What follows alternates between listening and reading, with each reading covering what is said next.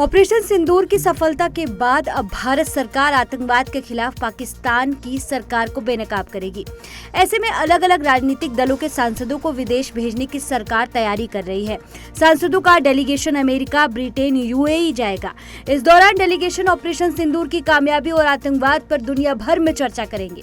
केंद्रीय मंत्री किरेन रिजिजू भारत के डेलीगेशन में 40 सांसद हो सकते हैं। 23 मई से 10 दिनों के दौरे पर भारत का डेलीगेशन कई देशों की यात्रा करेगा। इस लिस्ट में कांग्रेस से शशि थरूर को यूएसए के लिए चुना गया है, जबकि लिस्ट में बीजेपी से रविशंकर प्रसाद, बैजयंत पांडा, जदयू से संजय कुमार झा, डीएमके से कनिमोझी करुणानिधि, एनसीपी से सुप्रिया सुले और शिवसेना से श्रीकांत एकनाथ शिंदे शामिल हैं। भारत और पाकिस्तान के बीच हुए संघर्ष में तुर्की और अजरबैजान ने साथ दिया था। ऑल इंडिया टूरिस्ट फेडरेशन के नेशनल कोऑर्डिनेटर अजय सिंह ने कहा कि अब दोनों ही देशों को पाकिस्तान का साथ भारी पड़ रहा है और अब भारत में इन दोनों देशों से बने सामानों का बहिष्कार हो रहा है, जिससे तुर्की और अजरबैजान को कुल मिलाकर लगभग 32,000 करोड़ रुपए का नुकसान होने का अनुमान है। हालांकि अकेले उत्तर प्रदेश से इन दोनों देशों को करीब 2,000 करोड़ रुपए का झटका लगा है। यूपी से हर साल तुर्की और अजरबैजान के लिए लगभग 30,000 टूर पैकेज बुक होते हैं। अब तक इनमें से 18,000 से अधिक पैकेज निरस्त हो चुके हैं और अगस्त तक यह आंकड़ा 25,000 तक पहुंचने की संभावना है। कश्मीर में आज आतंकी साजिश के मामले में एसआईए ने कई स्थानों पर छापा मारा है। एसआईए ने कश्मीर घाटी में एक बड़ी कार्रवाई की, जिसमें विभिन्न जिलों में संदिग्ध आतंकी सहयोगियों और ओवरग्राउंड वर्कर्स के घरों पर छापेमारी की गई। इस अभियान में श्रीनगर, गंदेरबल, बारामुल्ला, सोपोर, कुपवाड़ा और हंदवाड़ा शामिल है। कार्रवाई ऐसे समय में हुई जब पिछले दिनों संयुक्त कार्रवाई में पुलिस और सेना ने 6 आतंकियों को मुठभेड़ में मार गिराया था। मथुरा में 2 ईंट भट्टों पर पहचान छुपाकर काम कर रहे 90 बांग्लादेशी नागरिकों को पुलिस ने गिरफ्तार किया है। ये 5 महीने से काम कर रहे थे। पूछताछ में स्वीकारा है कि 12 वर्ष पहले घुसपैठ के जरिए देश में दाखिल हुए और कई प्रदेशों में मजदूरी करते हुए यहाँ पहुंचे थे। बांग्लादेशियों के पकड़े जाने के बाद खुफिया एजेंसियां सक्रिय हो गई।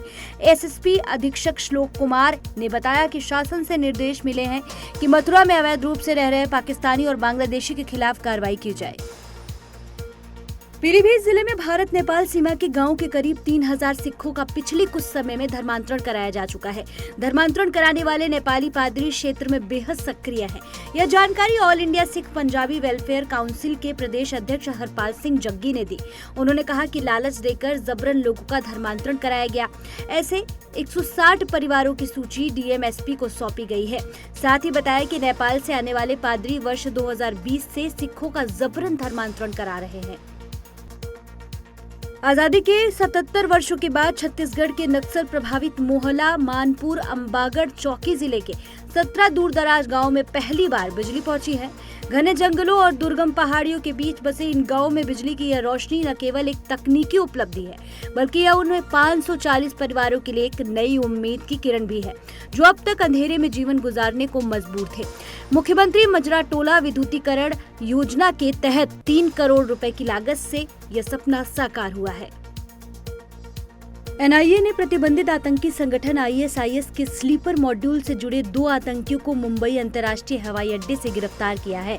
यह गिरफ्तारी 2023 में पुणे में हुए आईआईटी तैयार करने और परीक्षण से जुड़े मामले में की गई है। एनआईए ने बताया कि ये दोनों इंडोनेशिया के जकार्ता में छिपे हुए थे और भारत आ रहे थे, जिन्हें मुंबई एयरपोर्ट पर ही गिरफ्तार कर लिया गया। आरोपियों की पहचान अब्दुल्ला फयाज शेख उर्फ डायपर वाला और तल्हा खान के रूप में हुई है।